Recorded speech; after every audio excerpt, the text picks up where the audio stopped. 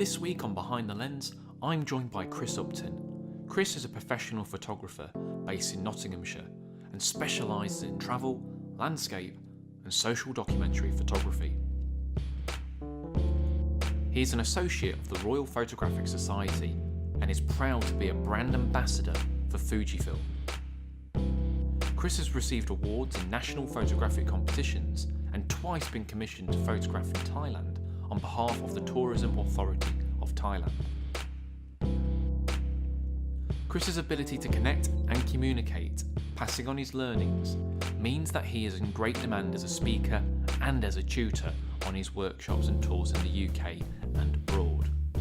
With his vast collection of travel and landscape photos, we put the question to Chris: what are your 3 most memorable images? Nestle into the sofa, yeah, I might end up falling asleep in this. So thanks for joining me today, Chris. Obviously, you don't classify yourself as a wildlife photographer, but that's not a problem. So you're mainly travel landscape, would you say? Yeah, travel and landscape. Okay, so today you've chosen 3 images for us. So what's the first image that we're going to see? Okay, Jack. Well, the first image is I decided to choose one from quite a while ago. It's from the archives, but it's one of those that really I feel stands the test of time. It's one that always pops up when I'm thinking about the images that I like, and I think that's important because I think who do we take pictures for? I'm a big believer in you take pictures for yourself rather than for other people. I think you've got to, really, haven't you? You know, it's nice if other people enjoy your pictures, but if you're not happy doing it, then what's the point? Absolutely. So this one was taken a long time ago. It was taken on a Canon 10D. So it was my first serious digital camera, SLR, 6 megapixels, which sounds crazy, doesn't it now? 6 megapixels. But it was taken on a family holiday. We went to some of the national parks in the US, and we went out to Death Valley. And I left the family sound asleep in the morning and went out to a place called Zabriskie Point. And I got there early. It was just after sunrise, and there are these beautiful badlands, these folds in the landscape. And I'd only got 3 lenses with me. My longest lens at the time was a 70 to 200 lens. So I'd got that on. I was racked out to 200 mil, just photographing the folds in the landscape. And they were purely pattern pictures, just nature's patterns, which in themselves were beautiful. But it really needed something else, I think, to lift it. And that time in the morning, what happens is that walkers go out very early before it gets too hot. And all of a sudden, on one of the ridges, a group of 5 walkers appeared. And I thought all my Christmases had come at once, because all of a sudden there was something extra in the landscape. But the problem was that these 5 walkers were all huddled together. And of course, in photography, we're always, in our compositions, we're always looking for separation. And I was just willing them to sort of split apart a little bit. Unfortunately, 3 of them just dropped over the edge, not literally, but dropped down the path. Action shot. And it left 2. Now 3 would have been great, but 2 was fine. And they were there just for it seemed like a few seconds, and I managed to shoot 4 images, I think it was, and this image is my favourite one of those. And for me, what I'd done was I'd composed this image, purposely excluding the sky, because I wanted to give the impression of an unending landscape. I mean, I knew that Death Valley was just over the horizon there, but as the viewer looking at this image, you wouldn't know that, and it just seemed an unending landscape. But the importance of the people can't be overstated, because without them, it is just a pattern picture. And I think for me, it brings some context and some scale to the image. Because it's hard to tell, obviously. You can look at that and it could be, to the untrained eye, a bit of sand or something. You're not going to know. Whereas when you see those people, you know that it's absolutely, huge area. And one of the things I always find with my travel photography, in fact, landscape photography in general too, is that it's often a question that being there is almost more important than the photography. The photography is the icing on the cake. Yeah. It's the ability to be able to record that feeling and that experience. And so if you can do that, I think that really has been, over the years, that's been a source of tremendous satisfaction, that I've been able to record that particular moment. But just to be there and witness it and experience it was just fantastic. So I think there's a few messages out of that. Technically, it's not about gear. No. This is a 6 megapixel camera. It's still one of my favourite images. It's been used in Nat Geo. It's been used in the press. Whenever I think about my favourite images, it always crops up. So it really does stand the test of time. I always think it's a good thing that the best camera is the one in your hand. When you get people to talk about the, like say 32 megapixel or whatever, and you've proved that a 6 megapixel picture can be just if not more popular. Yes. Because of the compositions and how you framed it and the timing and whatnot. So it's not always about what camera you're using. It's the photographer's eye. Yeah. And the thing is as well, nowadays it's a bit different to the film days, but digital technology moves on so fast that you're always going to be faced with this. So the pictures we're taking today, we're going to look back in 10, 15 years time and think, well, I wish that I got the latest technology to shoot that on, be it better dynamic range or better exposure control or whatever it might be. We're always going to think that, which I think really is also quite good because it shows the advancements in technology that we now have the benefit of. I think one of the other learnings would be that whenever you're in a situation like this, if you wait for something to happen, if you will something to happen, I often find that it does. Okay. And I've been in that situation quite a few times. Just waiting for something to add that little bit of difference. And I think it was Gary Player, wasn't it, said that the harder I practice, the luckier I get. And I think that's an adage that I often think about in my photography. I'll wait and will something to happen. I've been there, I've got up early, I've put myself in that position, something will happen. And fortunately, in many cases it has done. Yeah. In this case it certainly did. Because quite often, you probably don't want... Well, it's interesting because some people maybe don't want that person in the picture. It's always like, oh, bloody hell, there's that person that's cropped up. So it's funny that you're saying, actually, no, I wanted the people to be there. And I can see what you're saying because those people make the picture. Even though they're such a small part of it, they make that image. So. Yes, yeah. Otherwise, it's just it's a nice pattern picture, but it doesn't give you any sense of scale. So the second image here, this one's a little bit closer to home than the previous one. Why does this one stand out for you? Okay, well, for me, the Peak District is a favourite place. It's always been a special place. But I remember that after I visited the Peak District and went to places like North Wales and the Lake District in Scotland, it was never quite as dramatic as those places. And I always found it, if I'm honest, more difficult to shoot in the Peak District because of that. It doesn't have the drama, the impact, the scale of those other more mountainous regions. But what I've found as I've sort of developed in my photography is that it's not necessarily always about those times, that drama, that impact. It can be about much more intimate detail, and it can be about specific weather conditions or seasons. And one of the best seasons in the Peak District, in certain areas of the peaks, is of course August, when the heather comes out. And what happens is the whole landscape is transformed and it's a riot of purple. And every year I'll always go out at that time and try and make the most of the heather. And this was taken 2 years ago. Last year the conditions were quite dry and the heather was nowhere near as good as the previous year. But in 2017 it was really, really good and seemed to last for three plus weeks. And what I decided to do was to go out one evening and shoot at sunset. But I also thought, well, it would be nice also to do a sunrise. And of course, at that time of year, sunset is about 9 o'clock and sunrise is about 5 in the morning. Yeah. So actually that window is becoming sensible to be able to do the two, provided that you're prepared to try and grab a few hours sleep in the car. Yeah, luxury. Absolutely. And so my thoughts were, well, if I go out to shoot the sunset, I'll probably not get back to the car till 10 o'clock. I'm going to have to be out of the car at 3:30, 4 o'clock in the morning to get back up to a position. And that's doable probably, I can grab a few hours sleep. So what had happened was I'd been out and shot a few images around Surprise View near Hathersage, up on Over Owler Tor. And I'd been there at sunset. And got back to my car about 10 o'clock and I made myself a drink and sort of thought, well, I need to think about trying to get some sleep. And then in the morning, I got up about 4 o'clock and went back up onto Over Our Tor. And the conditions were just absolutely gorgeous. It was very still. It was just that cool, very cool early morning conditions.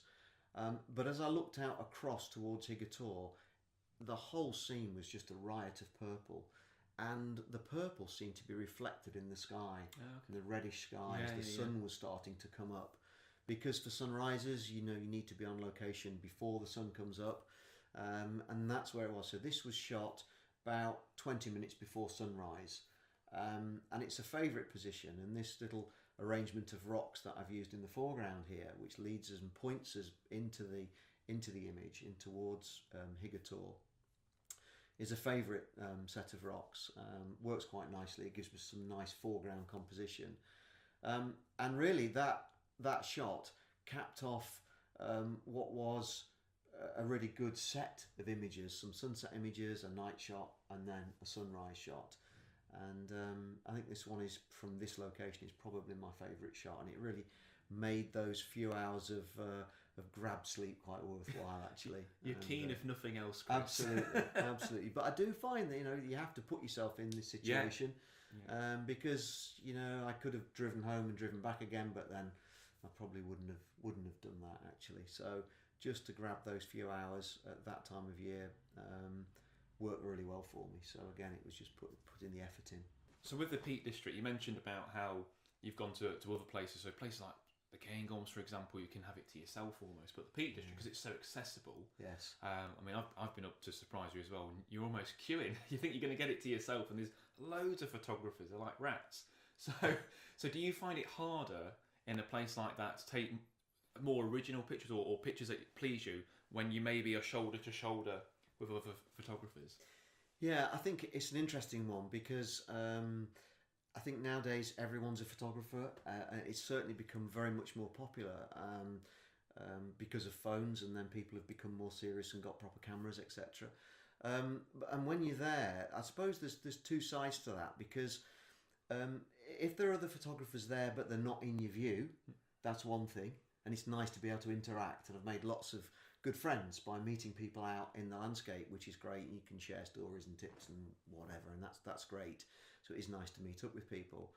But I guess the downside is if they're in your frame, and sometimes people will recognise that and they will just grab their picture and then they'll move out the way. Sometimes not quite the same. And I think etiquette is something that for some people is sadly missing, and a few can spoil it for the many. But you're right. I mean, if you go on to places like Mantor, even any day in the week now, there will always be people on the Great Ridge. Generally speaking, don't find it too much of a problem, provided people are aware of other photographers, and generally, I think they do that. But it can be a challenge. I have to invest in a cattle prod, if not. I think so. Yeah, absolutely. So this third image, we were talking earlier about how digital photography is advanced, and obviously with digital now, you can take a picture fairly recently and showcase it. And this one was taken fairly recently, wasn't it? This shot was taken on Christmas Eve 2018. It was taken down by the River Trent, not far from Gunthorpe Bridge. It's an area that I know well, because for 15 years I used to live in Bulkett, not very far from where this image was taken. The interesting thing is that I've spent much more time down there photographing since we moved away from there than I did when I was there. But the important thing is that for any photographer, but certainly for landscapes, it's important to know your local area and have a location that you can go to when the conditions are just right. And for landscape photography through the autumn and winter months and early spring, it's great when there's any mist around, and certainly if you've got water and it's been humid or it's been wet the day before, the temperature drops, you're likely to get mist. And we had those conditions over the evening into Christmas Eve, and so I decided to go down there just for a couple of hours, really, first thing in the morning. And I arrived in the dark down by the river to wait for the sun to rise. And when I first got there, I was quite disappointed because it was really misty and I could hardly see the other bank over towards Shelford. But gradually the mist, as it often does, it sort of ebbs and flows. And so I started to take some pictures, and I was really concentrating just on the sweep of the river, and the reflection of the trees on the opposite bank, which is always a good place. And it's interesting that even when you go to the same location with similar conditions, you get different pictures, because that mist might be, different density. You might get the light that's a different colour temperature. The reflections might be better or not quite as good. The water may be more still. So whatever way, the conditions, that those pictures can be different depending on the conditions. And in this particular case, it was good, and I was getting some quite nice images. And then I just noticed that there were two swans coming into the scene from the left-hand side. And of course, I think with landscape photography, often you almost work to a set rotor. It's f11, it's lowest ISO, the camera's on a tripod, so the shutter speed doesn't matter. And when you introduce something different like motion, you have to rethink that, because clearly those settings would have meant that the swans coming into the scene would be blurred, because so I had to increase the ISO quite quickly to take this shot as the swans came into the scene. So it's nice that the swans are coming into the picture rather than leaving the picture, and I felt that it added something. And I think there are various elements in this picture which work. I think the overall sunrise is quite nice, the misty conditions, the trees being reflected in the water. And I said earlier in the Zabriskie Point shot about just adding that little bit extra to the scene. I was there essentially to do the landscape shot.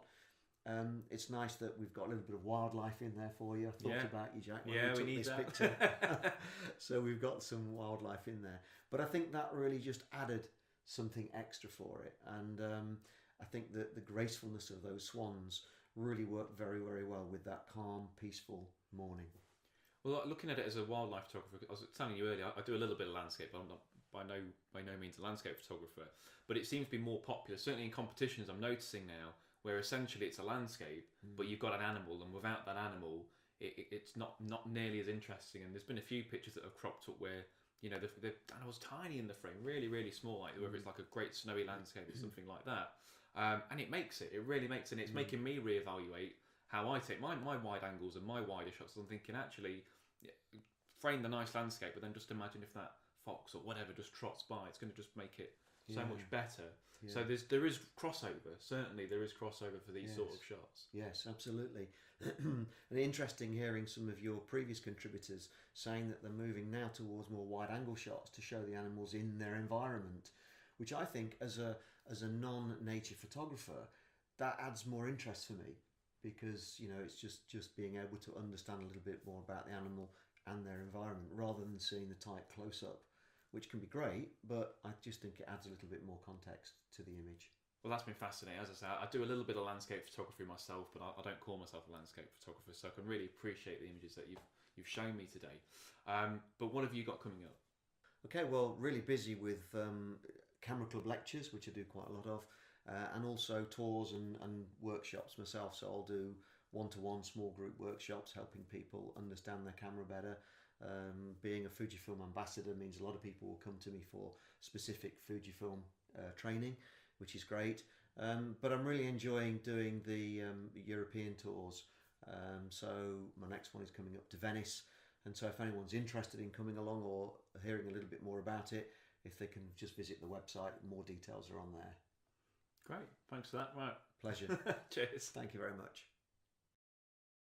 Why not check out these other interviews here? Thanks for watching, and don't forget to like, share and subscribe. Until next time, cheers.